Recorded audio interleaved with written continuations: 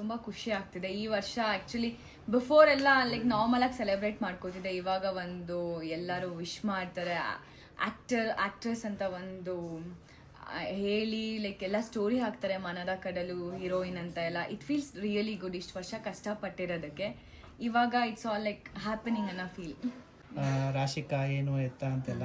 So ನಿಮ್ಮ ಬಗ್ಗೆ ಒಂದು ಹೇಳೋದಾದ್ರೆ ಏನು, ಹೆಂಗೆ, ಎಲ್ಲಿಯವ್ರು ರಾಶಿಕಾ, ಹೆಂಗೆ ಬಂದು ಏನಂತ? ರಾಶಿಕಾ ಒಂದು ನಾನು ಚಿಕ್ಕಮಂಗ್ಳೂರು ಹುಡುಗಿ, ಬೆಳೆದಿದ್ದೆಲ್ಲ ಮೈಸೂರಲ್ಲಿ, ಇವಾಗ ಅಟ್ ಪ್ರೆಸೆಂಟ್ ಬ್ಯಾಂಗ್ಳೂರಲ್ಲಿದ್ದೀನಿ.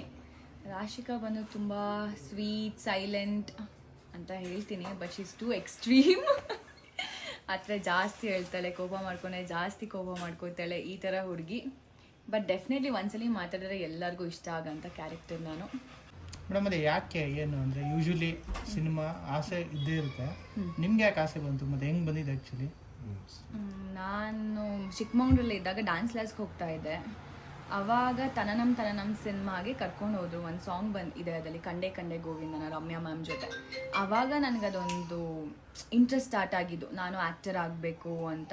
ಸೊ ಆ ಜರ್ನಿ ಹಾಗೇ ಸ್ಟಾರ್ಟ್ ಆಯಿತು. ಬಟ್ ಫಸ್ಟ್ ಬರೀ ರಮ್ಯಾ ಮ್ಯಾಮ್ನ ನೋಡಬೇಕು ಅನ್ನೋ ಒಂದು ಇಂಟ್ರೆಸ್ಟ್ ಸ್ಟಾರ್ಟ್ ಆಯಿತು. ಬಟ್ ಅದಾದಮೇಲೆ ಹೋಗ್ತಾ ಓಕೆ, ನಾನು ಆ ಒಂದು ಬಿಗ್ ಸ್ಕ್ರೀನಲ್ಲಿ ನಾನು ನೋಡ್ಕೊಳ್ಬೇಕು, ನಾನು ಆ್ಯಕ್ಟ್ ಮಾಡಬೇಕು, ಕ್ಯಾಮ್ರಾ ಮುಂದೆ ಇರಬೇಕು ಅನ್ನೋ ಒಂದು ಆಸೆ ಸ್ಟಾರ್ಟ್ ಆಯಿತು.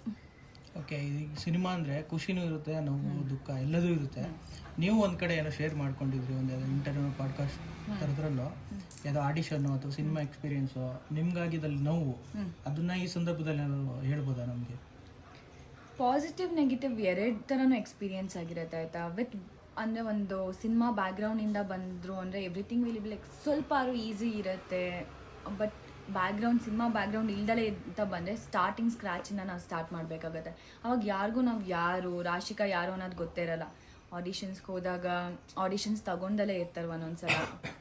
ಆಡಿಷನ್ಸ್ ಓಕೆ ಅಂತ ಸುಮ್ಮನೆ ಕೂರಿಸ್ತಾರೆ, ಇಲ್ಲ ಬೇರೆ ಸ್ವಲ್ಪ ನೋನ್ ಆರ್ಟಿಸ್ಟ್ ಬಂತು ಅಂದರೆ ನಮ್ಗೆ ಆಡಿಷನ್ಸೇ ಇರಲ್ಲ. ಸೊ ಈ ಥರ ಎಕ್ಸ್ಪೀರಿಯೆನ್ಸ್ಗಳು.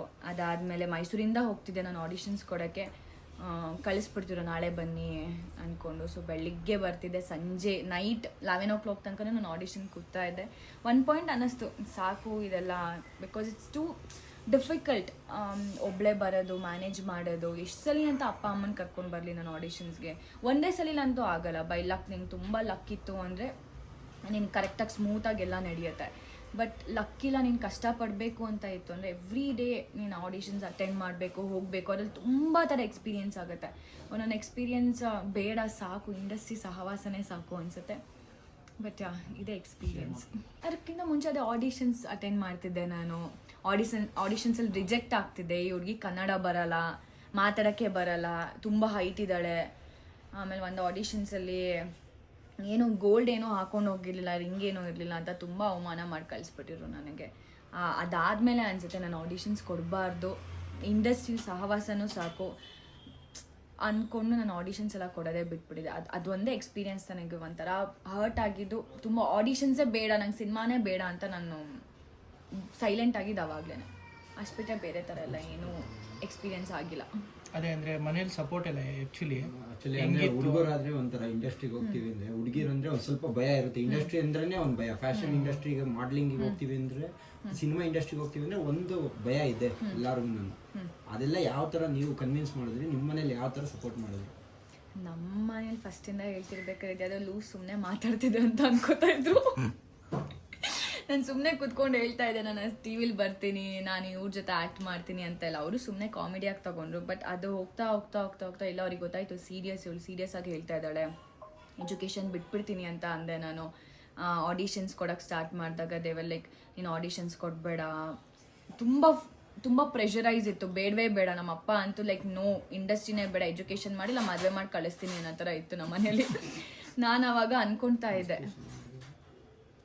ಏನಂತ ಹೇಳ್ತಾರೆ, ಅವಾರ್ಡ್ ಎಲ್ಲ ತಗೊಳ್ಳೋ ಟೈಮಲ್ಲಿ ನಮ್ಮ ಅಪ್ಪ ಅಮ್ಮನೆಲ್ಲ ಸರ್ಪ್ರೈಸ್ ಆಗಿ ಕರೆಸಿ ಹಿಂದೆ ಆ ಒಂದು ಅಳ ಮೂಮೆಂಟ್ ಎಲ್ಲ ನಡೆಯುತ್ತೆ ಅಂತೆಲ್ಲ ನಾನು ಆಲ್ರೆಡಿ ಇಮ್ಯಾಜಿನ್ ಮಾಡ್ಕೋತಿದ್ದೆ. ಅಂದರೆ ಒಪ್ಕೊಂಡಿಲ್ಲ ಅಂದರೆ ಮನೆ ಬಿಟ್ಟು ಹೋಗಬೇಕು ಅಂತ.